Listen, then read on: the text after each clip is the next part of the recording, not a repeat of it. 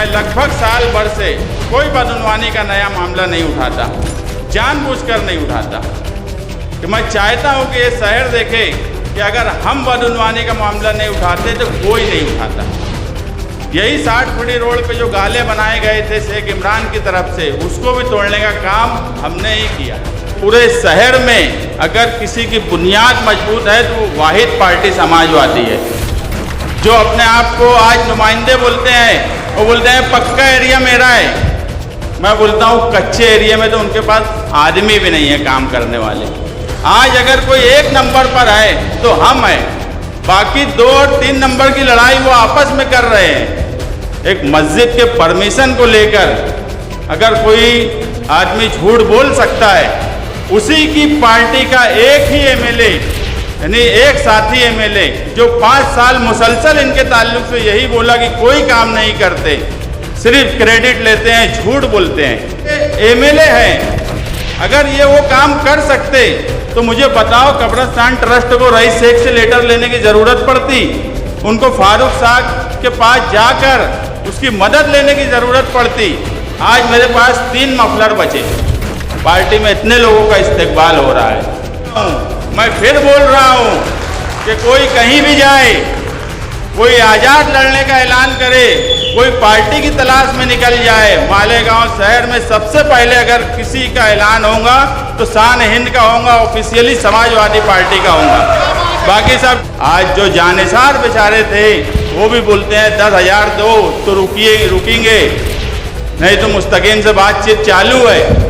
गुलहार की जो महफिल थी इसे मुख्तसर करता हूँ। भाई नदीम ज़फ़र ने कहा था कि दरिया तमाम तुमसे खंगाले न जाएंगे। यही अब्दुल जब्बार साहब, मलिक मंजर साहब के दरिया तमाम तुमसे खंगाले न जाएंगे, हम जैसे मोती फिर से निकाले न जाएंगे। दरिया तमाम तुमसे खंगाले न जाएंगे, हम जैसे मोती फिर से निकाले न जाएंगे। और लाओ हमारी सल्तनतें तुम हमको सौंप दो, लाओ हमारी सल्तनतें तुम हमको सौंप दो, ये तख्त ताज तुमसे संभाले न जाएंगे, ये तख्त ताज तुमसे संभाले न जाएंगे। आइए भरपूर तालियां बजा करके एक मोहब्बत करने वाला हमारा लीडर, युवा नेता मुस्तकिम डिग्निटी माइक पर आ रहे हैं, भरपूर तालियां बजा करके इस्तेकबाल करें। आज की मीटिंग के सदर मुन्ना सेठ टावर वाले, आज की ये मीटिंग जिस हिस्से में रखी गई है उसे पुराने कांग्रेसी, बाद के राष्ट्रवादी, अब आज़ाद अपना गढ़ मानते हैं। मगर मैं 25 साल की तरफ नहीं जाऊंगा। 2012 से इस वार्ड ने 3 मेयर दिए, इस वार्ड ने स्टैंडिंग चेयरमैन दिए। मैं ये कहूँ कि मुसलसल 10 साल तक इस वार्ड के कारपोरेटर वहाँ पर ओहदेदार रहे, जिससे पूरा शहर की तामीर और तरक्की की जिम्मेदारी थी। मगर बड़े अफसोस के साथ कहना पड़ रहा है कि इस वार्ड में जहाँ से वो चुन के आए उसी की तामीर तरक्की नहीं हुई। ये मत समझो कि उनके पास करने के लिए कुछ नहीं था और वो किए नहीं, ऐसा भी नहीं है। उन्होंने किया, उन्होंने फंड भी मंजूर किया, उन्होंने यहाँ पर टेंडर भी निकाला, मगर काम नहीं हुआ।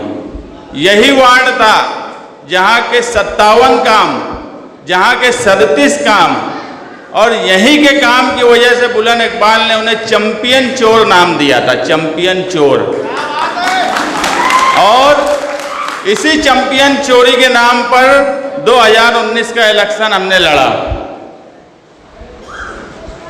पूरी मेहनत से कोशिश की और ये सोचे कि आज जो आमदार आए हैं वो कहीं ना कहीं अब उनके साथ जो टीम लगी है वो पूरी की पूरी टीम को लेकर इस शहर में काम काज करेंगे।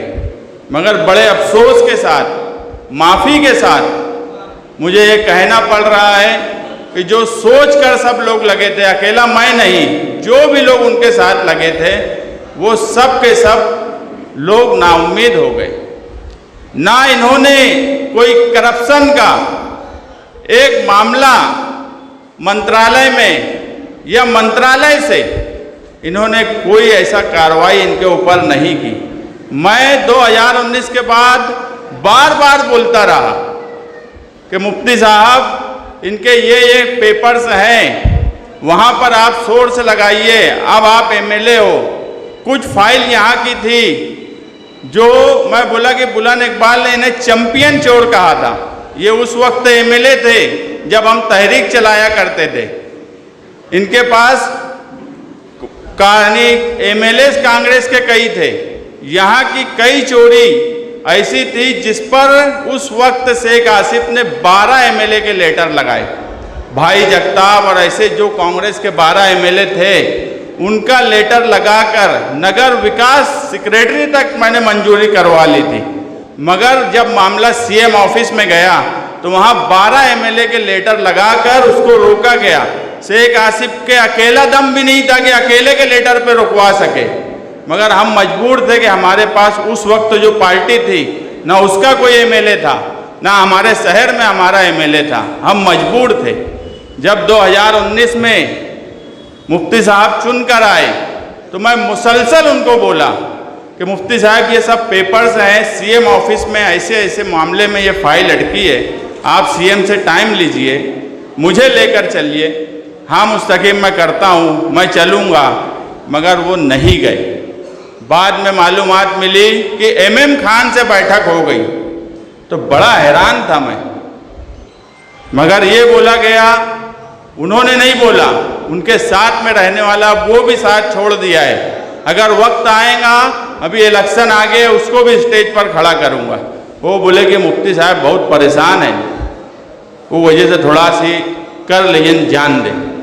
मैं बहुत हैरान था कि जिनके खिलाफ हमने इतनी मेहनत करके कागजात जमा किए और उसके खिलाफ कार्रवाई करने के बजाय इन्होंने बैठक कर ली। तो जो बात मैं बोलता हूं कि 1999 से इस शहर में मिली जोड़ है कि तू मुझे हाजी बोल, मैं तुझे मुल्ला बोलूं। जब कार्रवाई करने की बात आए, कभी एक दूसरे के करप्शन के मामले में ये कभी चूं भी नहीं करेंगे, बोलते भी नहीं। आप लोग देखेंगे मैं लगभग साल भर से कोई बदनवानी का नया मामला नहीं उठाता, जानबूझकर नहीं उठाता, कि मैं चाहता हूं कि ये शहर देखे कि अगर हम बदनवानी का मामला नहीं उठाते तो कोई नहीं उठाता।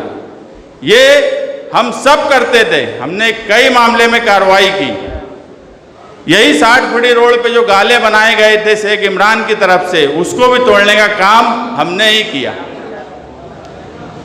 आप देखेंगे मदनी नगर में इस्लामिया कॉलोनी में जो शॉपिंग बनी थी, यानी चैंपियन चोर ये कैसे है कि उस शॉपिंग को इन्होंने एडवांस लेके दे दिया, कारपोरेशन की बनी, सालों से उसका किराया भी ले रहे। कारपोरेशन को मालूम भी नहीं, ना कारपोरेशन में कोई पेपर वर्क हुआ, ना कारपोरेशन को 1 रुपया दिया गया। आज 10-12 साल के बाद वो कॉलोनी, वो सारे शॉपिंग सील हैं। किसका नुकसान हुआ? वो जो गरीब लोग लिए थे। यानी तुम लोगों को सिर्फ धोखा देते हो। नुकसान किसका हुआ? आम आवाम का हुआ, जो टैक्स के जरिए कारपोरेशन में पैसा जाता वो इनके खीसे में गया। आज वो बेचारे लुट गए, उनका पैसा भी गया, उनकी जगह भी गई। इसीलिए बुलंद इकबाल ने इन्हें चैंपियन चोर कहा था। आज अल्हम्दुलिल्लाह मालेगांव शहर में समाजवादी वाहिद ऐसी पार्टी है कि मालेगांव शहर में एरिया के हिसाब से सियासी मजबूती और सियासी हालात बदलते हैं। पूरा शहर एक सियासी हालात पे नहीं रहता। कहीं पे किसी का अच्छा होता है, कहीं कोई कमज़ोर होता है। मगर समाजवादी वाहिद पार्टी है। आप सुनते होंगे कोई बोलता मेरा पक्के एरिया में बहुत अच्छा है, कोई बोलता मेरा कच्चे एरिया में बहुत अच्छा है। हमने गुरुवार वार्ड, तुम्हारा गोल्डन नगर, आगरा रोड का शुमाली हिस्सा, आज यहाँ मीटिंग ले रहे हैं। किले में मीटिंग लिए, मैं जो बोल रहा हूँ आप कान खोलकर सुन लो, और अगर आप ध्यान देते होंगे कि पूरे शहर में अगर किसी की बुनियाद मजबूत है तो वो वाहिद पार्टी समाजवादी है, जो अपने आप को आज नुमाइंदे बोलते हैं। वो बोलते हैं पक्का एरिया मेरा है। मैं बोलता हूँ कच्चे एरिया में तो उनके पास आदमी भी नहीं है काम करने वाले। आज ये पुरहुजूम मीटिंग ये बात साबित करती है कि पक्के एरिया में भी हम ही हैं, कच्चे एरिया में भी हम ही हैं। बाकी दो लोग दो हिस्से में बटे हुए हैं। आज अगर कोई 1 नंबर पर है तो हम हैं, बाकी 2 और 3 नंबर की लड़ाई वो आपस में कर रहे हैं। कोई आज पार्टी में रहने के बाद 5 साल जो पार्टी के लिए कुछ नहीं किए, उस पार्टी में रहने के बाद आज कांग्रेस की चौखट पर जा रहे हैं। एक का हाल ऐसा है कि ना झंडा है ना डंडा है। हमारे पास झंडा भी है, हमारे पास डंडा भी है, हमारे पास पूरे शहर में बुनियादी काम करने वाले लोग भी हैं। मैं अगर बोलूं कि पूरे शहर की सिर्फ एक हिस्सा है जिस पर हम काम कर रहे हैं, जहां हमको लगता है कि अभी हम वहां कमजोर हैं, एक वार्ड ऐसा है। बाकी पूरे शहर की हर जगह यादी पर हमारे लोग हैं, उस हिस्से में भी हम काम कर रहे हैं। हमने लोगों को लगाया है और इंशाअल्लाह जल्द ही उस वार्ड और वो हिस्से में भी हम पूरी ताकत से वहाँ भी हमारी बुनियाद रखेंगे। बाकी किसी भी पार्टी की पूरे शहर में काम काज करने की आज ताकत नहीं है। मैं बहुत हैरान हूँ कि इस शहर में हमारे आमदार साहब हर मामले में झूठ, हर मामले में झूठ। तामीर और तरक्की का नारा जो 99 में लेकर आए, उनकी मदद करने वाले, इस्लाह सियासत की बात करने वाले, आज शहर के उल्मा को आना पड़ रहा है कि सियासत की इस्लाह की ज़रूरत है। मुझे बताओ, एक आलिम के आने से पहले 99 से पहले उल्मा इकराम को जमा होना पड़ा कभी कि सियासत में इस्लाह की ज़रूरत है। उस वक्त इस्लाह भी थी, उस वक्त ज़रूरत के काम करने वाले लीडर भी थे। ना आज ज़रूरत के काम करने वाले लीडर हैं। जो इस्लाह सियासत का नारा लगाए थे वो खुद दूसरी डगर पर चले गए। आज उनको इस्लाह करने की ज़रूरत है। उल्मा इकराम इकट्ठा हो रहे हैं और बोल रहे हैं कि इस्लाह सियासत की ज़रूरत है। ऐसा इस शहर में कभी नहीं हुआ। मामूली बात में झूठ। एक मस्जिद के परमिशन को लेकर अगर कोई आदमी झूठ बोल सकता है, उसी की पार्टी का एक ही एमएलए, यानी एक साथी एमएलए जो 5 साल मुसलसल इनके ताल्लुक से यही बोला कि कोई काम नहीं करते, सिर्फ क्रेडिट लेते हैं, झूठ बोलते हैं। हमारे समाजवादी में आने से पहले कब्रिस्तान ट्रस्ट रईस शेख के पास भी गए थे। रईस शेख ने भी उसमें लेटर दिया उस कब्रिस्तान ट्रस्ट को। वो लेटर भी मुझे दिया गया, मगर भैया लाल साहब जो तकिए में रहते हैं, उन्होंने मुझे पीछे ही कई मर्तबा बोले कि मैं नियाज लोधी को लेकर गया, वक्फ बोर्ड में गया, फारूक साहब वक्फ बोर्ड के भी रुकन हैं, नगर विकास में भी गया। तो कहीं ना कहीं अमली तौर पे उन्होंने कोशिश की। जिन्होंने जो लोग उनके साथ जमीयत के नाम से जुड़े हैं, उन लोगों को धोखा देने का काम किए। अगर ये काम कर सकते होते, ये एमएलए हैं, अगर ये वो काम कर सकते तो मुझे बताओ कब्रिस्तान ट्रस्ट को रईस शेख से लेटर लेने की ज़रूरत पड़ती?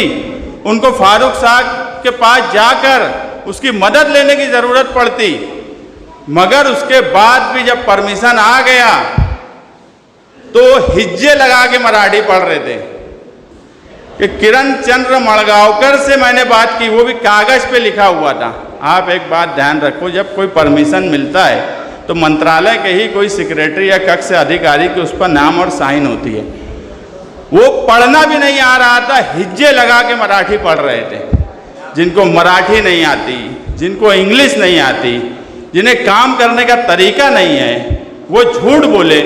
फारूक साहब ने उस आदमी को जो किरण चंद्र मड़गांवकर था, उसको फ़ोन करके जब बोला कि मालेगांव मध्य के एमएलए आए थे क्या, तो उन्होंने कहा कि मैं तो उनको, मतलब वो कोशिश तो जाने दो, मैं तो उनको पहचानता भी नहीं। तुम क्या समझ रहे हो इसमें सिर्फ मालेगांव तक ये बात है? तुम्हारी बदनामी सियासी जो शहर, मुझे बंबई के एक लीडर ने कहा था जो हमारी पार्टी का नहीं था कि मैं हैरान हूं कि वो शहर जो निहाल अहमद को चुनकर देता था, वो शहर ऐसे आदमी को चुनकर दे रहा है। मैं हैरान हूं। मगर मैं हैरान नहीं था उस वक्त भी, मुझे समझ रहा था कि एक असर है, उसके तहत लोगों को एक मामला लगता है कि आगे कुछ होगा। मगर सियासत के 17-18 सालों में अब लोगों को ये महसूस जब होने लगा कि ये दोनों से कुछ नहीं होने वाला, ना शहर की तरक्की होने वाली, ना सियासत की इस्लाह होने वाली, ना ही ये रोड गटर की बात बोलते वो तक ये शहर में नहीं करके दे रहे हैं, तो शहर तीसरी तरफ देखने लगा। और तीसरी क़यादत जब शान हिंद के शहर को महसूस होने लगी, आज मैं बोलूँ हमारे पास हजारों से मफलर आए थे लखनऊ से, आज मेरे पास 3 मफलर बचे। पार्टी में इतने लोगों का इस्तकबाल हो रहा है, बहुत सी खबर आ रही है, बहुत सी नहीं आ रही है। मैंने मेरी ज़िंदगी के एक्टिव पॉलिटिक्स के 20 साल में कभी ऐसा नहीं देखा कि मैं जिनको पहचानता भी नहीं, वो फ़ोन करके या ऑफिस पर आकर मिलते हैं और बोलते हैं कि हमको तुम्हारे साथ, तुम्हारी पार्टी के साथ ज्वाइंट होना है, तुम हमारा इस्तकबाल करो। हमारे पास मफलर ख़त्म हो गए। अबू आसिम आजमी साहब को कल ही फ़ोन किया कि मफलर भेजो, लोग बेताब हैं, तो वो बोले कि मैं जा रहा हूँ बस लखनऊ, वहाँ से मफलर भी भेजता हूँ, तुम्हारा ऐलान भी करवाता हूँ। मैं फिर बोल रहा हूँ कि कोई कहीं भी जाए, कोई आज़ाद लड़ने का ऐलान करे, कोई पार्टी की तलाश में निकल जाए, मालेगांव शहर में सबसे पहले अगर किसी का ऐलान होगा तो शान हिंद का होगा, ऑफिशियली समाजवादी पार्टी का होगा। बाकी सब ढूंढते रहेंगे, घूमते रहेंगे, ढूंढते रहेंगे, घूमते रहेंगे। इनको खुद नहीं पता कि ये आगे क्या करेंगे। इनके साथ जो लोग आज हैं, उनको भी किसी को ठेके के नाम पे, किसी को पैसे के नाम पे लालच देकर रोक रहे हैं। और मैं भी सोच रहा हूँ 5 साल में बहुत कमाए हैं। मालेगांव की तारीख में किसी एमएलए ने इतना रुपया नहीं कमाया होगा जितना रुपया इन्होंने 5 साल में कमाया है। इधर से भी ले लिए, उधर से भी ले लिए, सब तरफ से ले लिए, तो पैसा लिए भी बहुत है। आज जो जानिसार बेचारे थे वो भी बोलते हैं 10,000 दो तो रुकेंगे, नहीं तो मुस्तकीम से बातचीत चालू है। मैं भी सोच रहा हूँ इसे मिल के जाते और वो बेचारों का फायदा हो जाता तो अच्छी बात है। बड़ी तादाद में अगर अखिलेश यादव का जलसा 9 अगस्त को जो पोस्टपोन हुआ, फिर बाद में मैं ही सोचा कि इसमें भी अल्लाह की कोई हिकमत ही थी कि इलेक्शन थोड़ा आगे बढ़ा। वो जलसा उस वक्त के बजाय अगर और आगे होगा तो हमारे लिए भी अच्छा है। वो एक अल्लाह की हिकमत थी कि उस वक्त तो पोस्टपोन हुआ, नहीं तो उस वक्त इनके कितने लोग पार्टी में आ गए होते, अभी भी आने वाले हैं। ये इनको फिक्र भी है, मिल भी रहे हैं, बोल भी रहे हैं, बड़ी फिक्र है इनको, लोगों को लगा भी रहे हैं। जिनको लगा रहे हैं वो भी आने वाले हैं। तो आपके हालात इस शहर में अच्छे हैं, आपकी पार्टी आज इस शहर में सबसे ताकतवर पार्टी है। आपके लीडरान यहाँ से लेके बम्बई से लेके लखनऊ दिल्ली तक मजबूत लीडरशिप आज आपके पास है। मैं सिर्फ एक ही बात बोलूँगा कि शान हिंद पढ़ी लिखी है, इसे इंग्लिश भी आती है, मराठी भी आती है, उर्दू भी आती है, हिंदी भी आती है, अरबी भी आती है, सब जबान आती है। इसे ये भी मालूम है कि मंत्रालय में काम कैसे करना चाहिए, कारपोरेशन में कैसे करना चाहिए, राशन कार्ड बनाने के लिए फॉर्म भरना है या पढ़ना है तो हिज्जे नहीं लगाना पड़ेगा, इसको अरबी में भी हिज्जे नहीं लगाना पड़ेगा। ये भी मैं आपको बोलता हूँ, मराठी में भी हिज्जे नहीं लगाना पड़ेगा, इंग्लिश में भी नहीं, हिंदी में भी नहीं, उर्दू में भी नहीं। आज किसी को पढ़ना ही नहीं आता, कोई चौथी पास है, कोई आलिम है, बहुत अच्छे हैं, हम मानते हैं कि उस फील्ड में वो माहिर है, मगर जो सियासत में जो जिम्मेदारी आपको इस शहर ने दी उसमें आप जीरो हो। ना आपको कोई लेटर पढ़ने का तरीका आता है, ना काम करने का तरीका है, ना आपके पास कोई टीम वर्क है। तो ऐसे हालात से अब ये शहर ऊब चुका है और आने वाले वक्त में एक पढ़ी लिखी खातून को ये शहर बदलाव के तौर पे देख रहा है। और मुझे यकीन है, मैं ज़मीन पे रोज़ आना काम करता हूँ सुबह से रात तक, मुझे यकीन है कि इस शहर में बदलाव की एक लहर है और वो तीसरी ताकत आज आपके सामने बैठी है। और यही ताकत इस शहर में आज सबसे बड़ी ताकत है। इलेक्शन जो लोग बोलते हैं कि ये अलायंस हो जाएगा तो ये नहीं लड़ पाएंगे, कोई गठबंधन की बात बोलने लगता, मैं आपको एक बात का यकीन दिलाता हूँ कि अलायंस हो ना हो, इस शहर में कोई इतनी स्टेज से बोले कि उसकी पार्टी, वो एमआईएम हो, कांग्रेस हो या कोई दूसरी पार्टी हो, वो बोले दावे से कि सबसे पहले उसका पार्टी ऐलान करेंगी। अगर हम बोल रहे हैं कि हमारा ऐलान सबसे पहले इस शहर में समाजवादी का होने वाला है, तो इसका मतलब है कि हमारी लीडरशिप जो है वो भी पूरी ताकत से हमारे लिए कोशिश कर रही है। मालेगांव का पूरा वो लोग माहौल देख रहे हैं, उनके पास पूरी मालूमात है और हर हाल में समाजवादी का यहाँ टिकट डिक्लेयर होगा। बाकी बाद में अलायंस हो ना हो उसकी हमें कोई फिक्र भी नहीं है। हम सिर्फ एक ही बात बोले हैं, समाजवादी का हमारा ऐलान कर दीजिए, इंशाअल्लाह ये शहर एक एमएलए मालेगांव के साथ आपको देगा। खुदा हाफिज़।